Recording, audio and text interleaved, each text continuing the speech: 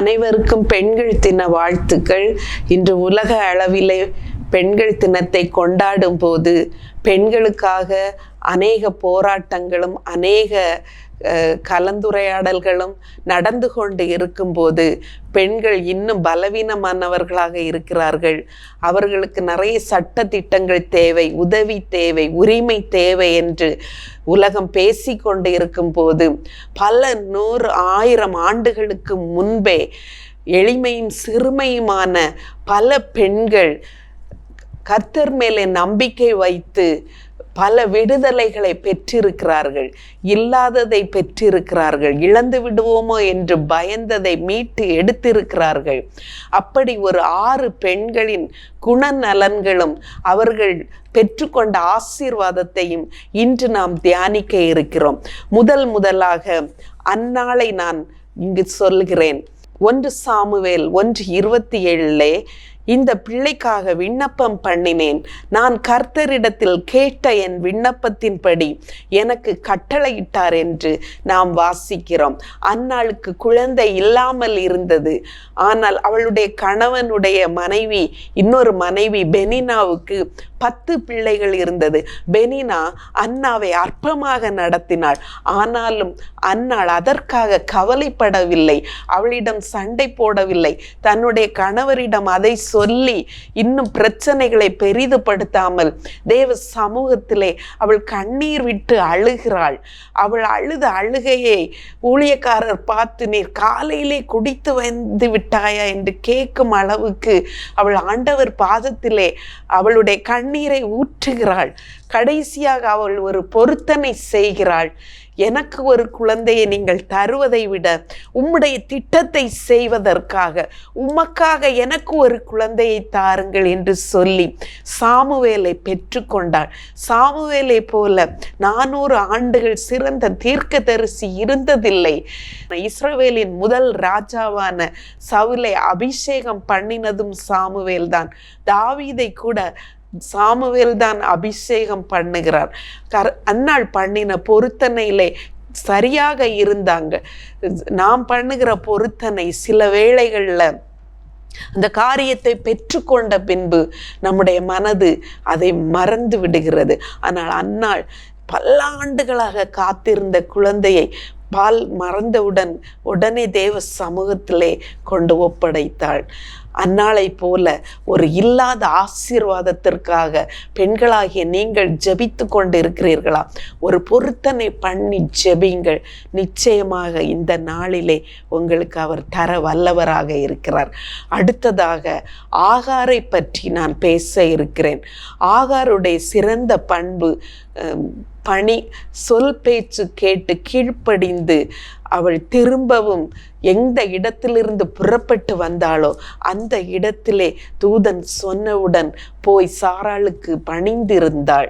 அதனால் அவள் பெற்றுக்கொண்ட அவளுடைய குழந்தை மரண தருவாயிலே இருக்கும்போது ஒரு துருத்தி தண்ணீரோடு ஆபிரகாம் அனுப்பிவிட்டாலும் அங்கு அவளுக்காக அந்த குழந்தையின் உயிரை மீட்பதற்காக தேவன் கொடுத்தது ஒரு நீரூற்று, ஒரு வற்றாத நீரூற்று. ஒரு துருத்தி தண்ணீர் ஒரு குறிப்பிட்ட சமயத்திலே முடிந்து விட்டது. ஆனால் இன்று வரை அந்த நீரூற்று இருந்து கொண்டே இருக்கிறது. நாம் ஆண்டவரின் சொல்படி கேட்கும் போது அவர் நமக்கு தரிசனமாகிறார். என்னை கண்டவரை நானும் கண்டேன் என்று ஆதியாகமம் 16:13 ஆகார் சொல்கிறார். ஆகாருக்கு ஒரு ஆசீர்வாதத்தை கட்டளையிட்ட தேவன் உயிரோடு ஊசலாடி கொண்டிருந்த குழந்தையின் உயிரை மீட்டு கொடுத்தார். ஒரு ஆசீர்வாதம், உங்களுக்கு கிடைத்த ஆசீர்வாதத்தை நான் இழந்து விடுவேனோ என்று கலக்கத்தோடு இதை பார்த்து கொண்டு இருக்கிறவர்களுக்கு நான் சொல்கிறேன், நீங்கள் பணிவோடு கீழ்ப்படிதலோடு ஜெபம் பண்ணுங்கள். அந்த ஆசீர்வாதம் உங்களிடம் நிலைத்திருக்கும். அடுத்ததாக சுனேமித்தியாளை பற்றி நான் பேசுகிறேன். சுனேமித்தியாள் அது முடிந்து அவளுக்கு கிடைத்த ஆசீர்வாதத்தை பறிகொடுத்து விட்டாள். சுனேமித்தியாவுக்கு குழந்தை இல்லாமல் இருந்தது. எலிசாவுக்கு அவள் பணிவிடை செய்ததன் நிமித்தம் அவள் மாடி வீட்டு அறையிலே ஒரு மேசையெல்லாம் ரெடி பண்ணி ஆகாரங்களை கொடுத்து ஊழியக்காரரை பராமரித்தார். ஊழியக்காரர்களுக்கு ஒரு கலசம் தண்ணீர் கொடுத்தாலும் அதை நான் மறக்க மாட்டேன் என்று சொன்ன தேவன் சுனேமித்தியாளை கனம் பண்ணி அவள் விரும்பாமல் இருந்தாலும், அவள் எதிர்பார்க்காமல் இருந்தாலும், அவள் கேட்காமல் இருந்தாலும் எலிசா ஆசீர்வதித்து அவளுக்கு ஒரு குழந்தை கிடைத்தது. அந்த குழந்தை மரித்த போது அவள் எனக்கு இந்த குழந்தை வேண்டும் என்று போராடுகிறாள். உங்களுக்கு ஒரு ஆசீர்வாதம் கொடுக்கப்பட்டதை நீங்கள் இழந்து விட்டீர்களா? இந்த நேரம் நீங்கள் ஜெபிக்கும் போது அது உங்களுக்கு நிச்சயமாக கிடைக்கும். அதற்கு சுனேமித்தியாளுடைய பண்பை பார்க்க வேண்டும். ஊழியக்காரர்களுக்கு உதவி செய்தாள். அதனால் பெற்றுக்கொண்ட ஆசீர்வாதத்தை நிரந்தரமாக அவள் இழக்கவில்லை. திரும்பவும் அந்த மகனுடைய உயிரோடு வந்தது. ஆமென். அடுத்ததாக எஸ்தரை பற்றி நாம் தியானிக்கலாம். எஸ்தர் உபவாசம் இருந்து யூத குலம் முற்றிலுமாக அழிக்க இருந்தது. ஆனாலும் எஸ்தருடைய உபவாச ஜெபம் அதை மீட்டு கொண்டு வந்தது. நாம் உபவாச ஜெபத்தை மட்டும் ஹைலைட் பண்ண முடியாது. எஸ்தர் மிகவும் குறிக்கோளான பெண்ணாக இருக்கிறார். ராஜ்யத்தில் பாதி வேண்டுமானாலும் கேள் என்று அகஸ்வேர் ராஜா சொன்ன போதும் அவள் சலனம் அடையவில்லை. யூத குலத்தை மீட்க வேண்டும் என்ற நோக்கத்தோடே இருக்கிறாள். அதனால்தான் அந்த வெற்றி கிடைத்தது. அவளுடைய வளர்ப்பு தந்தை மொர்தகாய்க்கு கனமும் வந்தது. எஸ்தர் 7:10 காரியம் மாறுதலாய் முடிந்தது. அப்படியே ஆமான் மொர்தகாய்க்கு ஆயத்தம் பண்ணின தூக்கு மரத்தில் ஆமானையை தூக்கி போட்டார்கள். அப்பொழுது ராஜாவின் உக்கிரம் தணிந்தது. ராஜாவுக்கு மேலும் மேலும் நன்மை செய்ய வேண்டும் என்ற எண்ணம் எஸ்தரின் நற்பண்பில் வந்தது. எஸ்தரின் நற்பண்புகளால் அவள் புறஜாதியாக இருந்தாலும் பாபிலோன் தேசத்திலே அவளோடு இருந்த எல்லா தாதிமார்களும் அவளோடு இணைந்து ஜெபிக்கிறார்கள். எஸ்தருக்கு விரோதமாக அவர்கள் ராஜாவிடம் எஸ்தருடைய பிறப்பு பற்றி எந்த உண்மையையும் தெரிவிக்கவில்லை. நாம் இருக்கும் இடத்திலே நம்முடைய நற்பண்புகளால் அவர்கள் வேறு மதத்தினராக இருந்தாலும் நம்முடைய திட்டத்தின் கீழ் அவர்களையும் கொண்டு வந்து வெற்றி அடைய முடியும். நமக்கு ஒரு ஆபத்து வருகிறது என்றால் நாம் உபவாசித்து ஜெபிக்க வேண்டும். அதோடு நம்முடைய நற்பண்புகளும் நாம் அடைய இருக்கும் குறிக்கோளை அடைவதற்கு உதவியாக இருக்கும். அடுத்ததாக மரியாளை பற்றி பேசுகிறேன். மரியாள் மிகவும் தாழ்மை உள்ளவர்களாக இருந்தார்கள். மிகுதியான இரக்கங்களால் கிருபை பெருகும் என்று வேதத்தில் சொல்லப்பட்டிருக்கிறது. மரியாள் மிகுந்த கிருபை உடையவர்கள். மரியாள் கிருபை நிறைந்தவர்களாக இருந்தாலும், மன உறுதி தாழ்மை உள்ளவர்களாக இருந்தாலும், அசைக்க முடியாத மன உறுதியோடு இயேசுவை வளர்த்து கொண்டிருந்தார்கள். முதல் அற்புதம் செய்ய இயேசுவிடம் சென்று பேசியதாகட்டும், கடைசி கல்வாரி சிலுவையிலே தான் பெற்ற மகனை முள்முடி சூட்டப்பட்டு உடம்பெல்லாம் உழுது போட்டது போல வாரினால் அடைத்து இரத்த காயங்களை கண்ட போதும், கையிலே சிலுவையை அறைந்ததை பார்த்த போதும், காலிலே சிலுவையை அறைந்து பார்த்த போதும் ஒரு தைரியமான பெண்ணாக இறுதி வரை நின்று கொண்டிருக்கிறார்கள். அவர்களுடைய உள்ளத்தில் ஒரு ஊடுருவி இது போன்ற வேதனையை அனுபவித்தாலும் தைரியமாக நின்று தேவ திட்டத்திற்கு இயேசுவின் பாடுகள் எவ்வளவோ அதற்கு ஈக்குவலாக பாடுகளை சகித்து நிற்கிறார்கள் மனுக்குலத்தின் விடுதலைக்காக. இன்று பெண்களாகிய நாமும் நம் குடும்பத்தின் முன்னேற்றத்திற்காக நிற்கும் போது பல பிரச்சனைகள் வரும், பல பாடுகள் வரும். அன்று சீசர்கள் எல்லாம் பலம் பொருந்தியவர்களாக இருந்தாலும் அவர்கள் ஓடி ஒளிந்து விட்டார்கள். சில நேரம் குடும்பத்தில் நாம் தனித்து விடப்பட்டவர்கள் போல் உணர்ந்தாலும் நாம் குடும்ப முன்னேற்றம், பிள்ளைகளுடைய முன்னேற்றம் என்ற குறிக்கோளை மாத்திரம் நினைத்து கொண்டு இருப்போமானால் கர்த்தருடைய மகிமையும் கர்த்தருடைய வல்லமையும் நம்மளை உயர்த்தும். மரியாள் சொல்கிறார், வல்லமை உடையவர் எனக்கு மகிமையான காரியங்களை செய்தார். நம் ஆராதிக்கும் தேவன் உண்மையுள்ளவர். அவர் நமக்கு வலிமையை தருகிறார், தாங்கும் சக்தியை தருகிறார். பெண்கள் பலவீன பாண்டங்கள் என்று வேதத்தில் சொல்லப்பட்டிருந்தாலும் மரியாள் சொன்னது போல வல்லமை உடையவருடைய வல்லமை நமக்கும் கொடுக்கப்பட்டிருக்கிறது. அடுத்ததாக மதலேன் மரியாளை நாம் தியானிக்கிறோம்.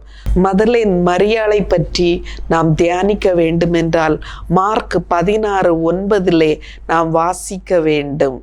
வாரத்தின் முதல் நாள் அதிகாலையிலே இயேசு எழுந்திருந்த பின்பு மதலேன் மரியாளுக்கு முதலில் தரிசனமானார். அவளிடம் இருந்து அவர் 7 பிசாசுகளை துரத்தி இருந்தார்.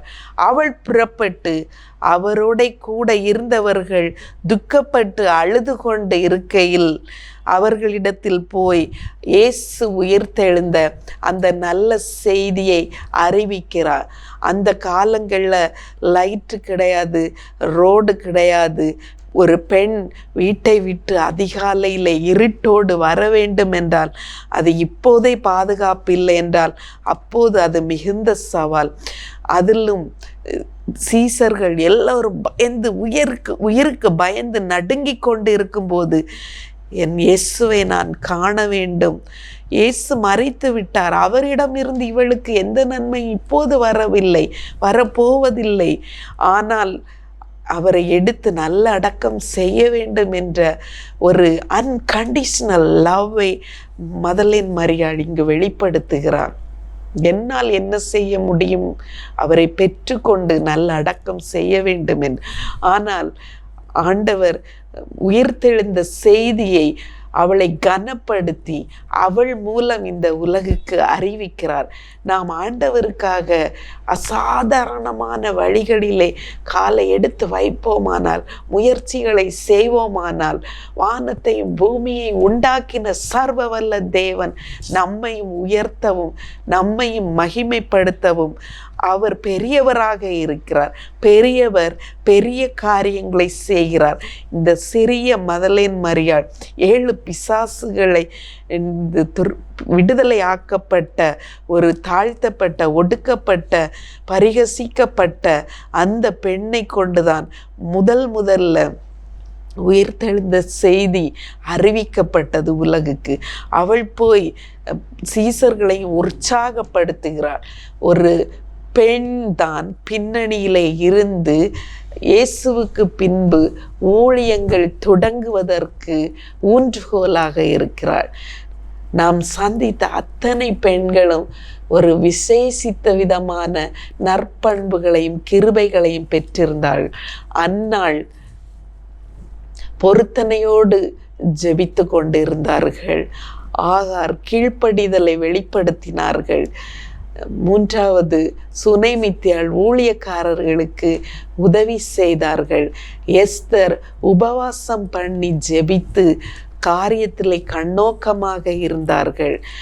மரியாள் தாழ்மை உள்ளவர்களாக இருந்தாலும் வலிமையை வெளிப்படுத்தி இறுதி வரை நின்றார்கள். மதலேன் மரியாளும் நன்றியோடு இயேசுவுக்காக உயிரை பணயம் வைத்து ஓடினார்கள். நாமும் நம் குடும்பத்தை முன்னேற்றுபவர்களாக, தேவ அன்பும் நம் குடும்பத்தில் நிலைக்க, சமுதாயத்தில் நம்முடைய குடும்பங்கள் உயர்த்தப்பட நாம் போராட வேண்டும். ஒவ்வொரு குடும்பமும் ஆண்டவருடைய அன்பிலே வளர்ந்து முன்னேறும் போது சமுதாயம் முன்னேறும். சமுதாயம் முன்னேறினால் நாடும் முன்னேறும். முடிவாக விவிலிய பெண்களை போன்று நாமும் நற்குணங்களோடு வாழ்ந்து சாதிப்போம். அனைவருக்கும் ஹெவன் டிவி சார்பாக உமன்ஸ் டே வாழ்த்துக்களை தெரிவித்துக் கொள்கிறேன்.